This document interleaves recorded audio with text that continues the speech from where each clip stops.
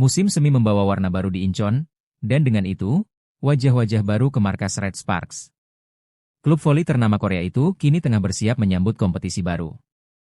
Namun di balik semarak latihan pembuka musim, ada satu sosok yang duduk termenung di bangku cadangan, Hye Seon, sang setter andalan. Sejak Megawati pulang ke Indonesia di akhir musim lalu, banyak yang berubah. Posisi oposite kini diisi pemain muda asal Kanada, tinggi menjulang dan bertenaga. Tapi bagi Hye Seon, kekuatan bukan segalanya. Dia mencari isyarat halus, bahasa mata, dan intuisi yang selama ini hanya dimiliki Megawati. Di lapangan, semuanya terasa mekanis. Seolah-olah musik yang dulu mengalun lembut kini digantikan metronom dingin. Rekan setim baru boleh jadi potensial, tapi tidak ada yang bisa mengisi kekosongan ritme yang sudah ia bentuk bertahun-tahun dengan Mega. Dan kekosongan itu, anehnya, tak hanya terasa di lapangan.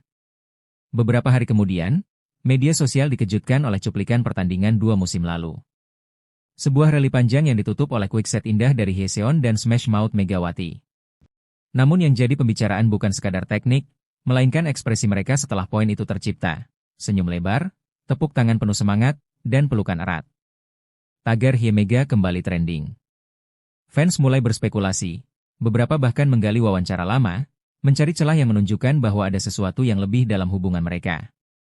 Padahal selama ini, keduanya selalu menjawab dengan diplomasi dingin, kami hanya rekan tim. Hye Seon tidak bisa tidur malam itu. Ia menonton ulang video itu berkali-kali, mencari tahu kenapa reaksi mereka begitu tulus dan sulit diulang. Ia tahu jawabannya, tapi menolak mengakuinya. Megawati bukan hanya rekan kerja, ia adalah rumah di tengah gemuruh stadion. Latihan intensif pun berlanjut, tapi tidak dengan hasil yang memuaskan. Set play demi set play gagal dieksekusi sempurna. Hye Seon merasa frustrasi, bukan karena oposite barunya buruk, melainkan karena mereka tak bisa memahami tempo satu sama lain. Dia mencoba semua cara, mengganti kecepatan umpan, variasi posisi, bahkan memaksa komunikasi di luar lapangan. Tapi tak ada satupun yang berhasil mengembalikan sinkronisasi alami seperti dulu bersama Megawati. Semakin dia mencoba, semakin ia sadar bahwa yang hilang bukan teknik, tapi rasa percaya. Pelatih mulai gelisah, dan beberapa rekan mulai mempertanyakan kepemimpinannya. Namun yang paling keras menghukum Hye Seon adalah dirinya sendiri. Ia merindukan sosok yang tahu harus berlari kemana bahkan sebelum bola terangkat. Ia merindukan Megawati. Satu sore, di sela latihan yang melelahkan, ponsel Hye Seon bergetar. Peneleponnya tak dikenal, tapi berasal dari Indonesia. Suara ramah di ujung sana memperkenalkan diri sebagai manajer Timnas Voli Putri Indonesia, dan ia ingin berbicara tentang kolaborasi internasional yang akan melibatkan pelatih, pemain senior, dan duta olahraga. Nama Anda muncul langsung dari Megawati, ujar sang manajer. Hye Seon terdiam. Sudah lama ia tidak mendengar nama itu diucapkan langsung ke arahnya. Hatinya tercekat. Ia tidak tahu apakah harus merasa tersanjung atau disergap rindu yang tak sempat ia atasi. Ajakan itu terdengar menarik, pelatihan lintas negara, pertukaran taktik, bahkan uji coba persahabatan. Tapi lebih dari itu, ada kemungkinan Hye Seon akan bertemu Mega lagi, dan semua pertanyaan yang ia simpan selama ini mungkin akhirnya menemukan jawaban. Pertandingan tandang membawa Red Sparks ke Busan, kota laut yang penuh kenangan bagi Hye Seon. Usai pertandingan yang berat, ia menyelinap keluar dari hotel untuk berjalan malam. Suasana dingin, tapi tenang, sampai ia melihat dinding tua dekat pelabuhan yang dipenuhi grafiti warna-warni. Di antara coretan seni jalanan, satu mural membuatnya terpaku.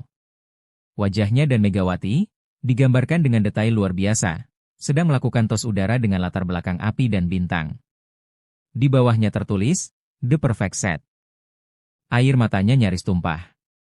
Ia menyentuh permukaan kasar dinding itu, merasakan bagaimana bahkan orang asing bisa menangkap ikatan yang pernah mereka miliki. Dunia belum melupakan mereka. Tapi apakah Megawati juga belum melupakannya? Malam itu, rasa penasaran membuat Hye Seon membuka folder arsip pesan lamanya. Di sana, tersembunyi dalam daftar chat yang tak dibuka, ada satu pesan dari Megawati, dikirim setahun lalu, saat off-season terakhir mereka.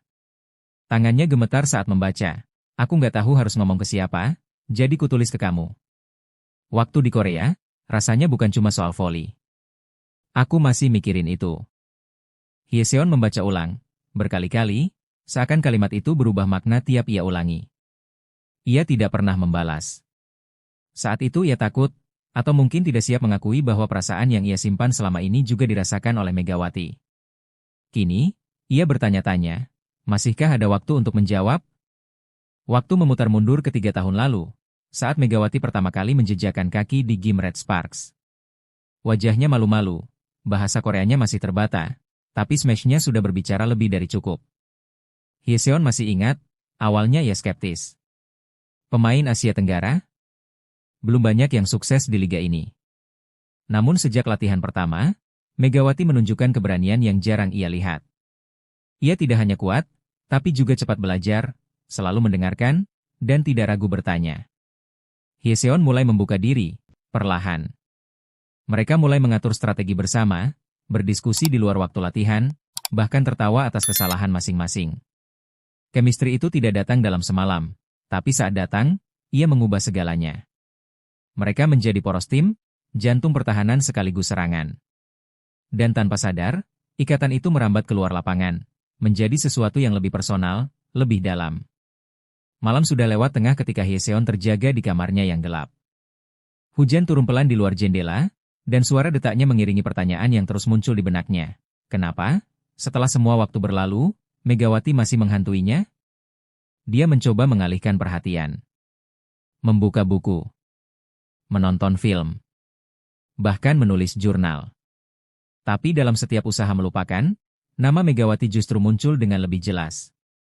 Senyumannya. Caranya memanggil nama Hyeseon dengan aksen yang khas. Tawa yang mengisi jeda latihan. Semua kembali seperti rerun dalam pikirannya. Dan akhirnya ia mengaku pada dirinya sendiri. Bukan hanya soal kehilangan partner di lapangan. Ini tentang seseorang yang masuk begitu dalam, begitu tulus, hingga tidak bisa digantikan siapapun. Kenapa masih kamu? Gumamnya, bukan dengan marah, tapi dengan rasa sayang yang belum pernah benar-benar pergi. Beberapa hari kemudian, Hyeseon menerima amplop coklat tua tanpa label pengirim. Tulisan tangan di depannya membuatnya langsung mengenali asalnya, Megawati. Surat itu ditulis dengan tinta biru, setiap barisnya mencerminkan hati yang terbuka, dan rindu yang tak tertahankan. Aku masih ingat hari kita latihan sampai malam, dan kamu bawain aku tteokbokki karena aku bilang lapar, tulis Mega. Di sini, aku main bagus, tapi hati kadang kosong. Bukan karena aku nggak bahagia, tapi karena kamu nggak di sini. Kalimat demi kalimat membuat Hyeseon tak mampu menahan air mata. Surat itu ditutup dengan kalimat sederhana. Kalau suatu saat kamu ke Jepang, aku harap kita bisa ngobrol. Gak usah soal voli. Cukup jadi kita yang dulu, meski sebentar. Dan untuk pertama kalinya sejak lama, Hyeseon merasa memiliki arah. Tanpa memberitahu siapapun, Hyeseon membuka situs pemesanan tiket. Tangannya gemetar, bukan karena ragu, tapi karena harapan yang diam-diam ia simpan terlalu lama. Tiket ke Tokyo terbeli dengan satu klik, dan jantungnya berdebar lebih cepat dari biasanya. Dia beralasan ke pelatih bahwa ia butuh istirahat mental sebelum playoff. Klub setuju. Mereka tahu beban emosional bisa jadi lebih berat daripada cedera fisik. Dan meskipun ia mencoba tampak tenang, wajahnya memancarkan kegugupan yang tak biasa. Di pesawat, ia memandangi awan dan langit yang terbentang. Ia tidak tahu apakah ini keputusan yang benar. Tapi yang ia tahu, dia tidak bisa terus hidup dalam kemungkinan yang tak pernah dihadapi. Jika ia tidak melangkah sekarang, maka rasa penasaran itu akan terus menghantuinya. Takdir seolah ikut bermain. Sesaat setelah tiba, Hyeseon mampir menonton turnamen klub Asia di Saitama. Tanpa rencana, ia menyelinap ke tribun, mencoba jadi penonton biasa. Tapi di lapangan, pemain oposite dari klub Jepang itu tidak biasa, itu Megawati. Saat pertandingan usai, tatapan mereka bersentuhan di antara kerumunan. Waktu terasa berhenti. Tidak ada sapaan. Tidak ada pelukan. Hanya pandangan yang penuh kata-kata yang tak sempat diucapkan selama ini. Megawati yang dulu ceria kini tampak lebih dewasa, lebih tenang. Tapi senyumnya, meski hanya sepersekian detik, membuat hati Hyeseon runtuh. Mereka akhirnya saling mendekat, canggung tapi penuh makna. Dan dari satu sapa sederhana, dunia lama mereka mulai hidup kembali. Megawati mengajaknya masuk ruang ganti usai pertandingan. Tidak ada kamera, tidak ada sorotan. Hanya dua orang yang dulu berbagi hidup lewat bola dan keheningan. Mereka duduk berdampingan, diam sejenak, lalu Megawati berkata, Aku pikir kamu nggak akan datang. Hyeseon tersenyum, lalu berkata lirih, aku juga pikir aku nggak cukup berani. Tangisan mulai mengalir, pelan tapi deras. Megawati menggenggam tangannya, dan mereka berbicara panjang. Tentang tahun-tahun yang terlewat, tentang ketakutan, dan terutama, tentang hal-hal yang tak pernah sempat mereka jujur pada diri sendiri. Aku berubah karena kamu, kata Hyeseon. Kamu buat aku lihat dunia lebih luas dari sekadar kemenangan. Kamu ajarkan aku arti percaya. Megawati hanya menunduk, menahan tangisnya sendiri. Dan di antara keheningan, keduanya tahu bahwa perasaan itu nyata, dan tak pernah benar-benar pergi. Usai pertemuan itu, Hyeseon kembali ke Korea dengan semangat baru. Tidak ada janji yang dibuat, tidak ada keputusan besar. Tapi yang terpenting, tidak ada lagi keraguan. Ia tahu apa yang ia rasakan, dan ia tidak menyesalinya. Latihannya kini lebih tajam, lebih fokus. Ia tidak mencoba melupakan Megawati, karena yang ia butuhkan bukan pelarian, melainkan penerimaan. Ia belajar mencintai prosesnya lagi, bukan demi siapapun, tapi demi dirinya sendiri. Rekan-rekannya mulai melihat perubahan itu. Hyeseon kembali menjadi pemimpin yang mereka kenal, tapi kali ini dengan hati yang lebih terbuka. Ia tak lagi mencari pengganti, tapi memberi ruang bagi hal baru, karena Megawati telah meninggalkan bekas yang membentuk siapa dirinya hari ini. Suatu malam, saat hujan kembali turun, Hyeseon duduk dan mulai menulis. Surat itu tidak panjang, tapi ditulis dengan sepenuh hati. Ia tidak menulis untuk mengubah masa lalu, atau memohon masa depan. Ia hanya ingin Megawati tahu, bahwa rasa itu dihargai. Aku tidak tahu kemana hidup akan membawa kita, tulisnya. Tapi aku tahu satu hal, kamu pernah jadi bagian terbaik dari hidupku, dan itu tidak akan berubah. Surat itu tidak pernah dikirim. Ia melipatnya, menyimpannya di laci yang jarang dibuka. Bukan karena takut. Tapi karena kadang, berdamai bukan berarti memulai kembali, melainkan cukup tahu bahwa kamu telah mengakui rasa itu sepenuhnya. Dan bagi Hyeseon, itu sudah cukup untuk membuatnya utuh kembali. Akhir musim tiba, dan Red Sparks menggelar konferensi pers. Para wartawan menyorot pencapaian tim dan comeback gemilang Hyeseon. Di akhir sesi, seorang reporter bertanya, siapa yang paling berpengaruh dalam karir Anda tahun ini? Hyeseon menarik napas dalam, lalu tersenyum. Megawati, jawabnya singkat. Dia bukan hanya rekan setim. Dia bagian dari perjalanan saya.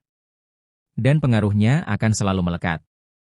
Ruangan hening sejenak, sebelum disambut tepuk tangan perlahan. Dan di tempat yang berbeda, mungkin Megawati juga menonton. Mungkin ia juga tersenyum. Dan meski jarak masih ada, hati mereka kini tak lagi penuh tanya. Karena mereka sudah saling tahu, beberapa orang memang tidak bisa digantikan.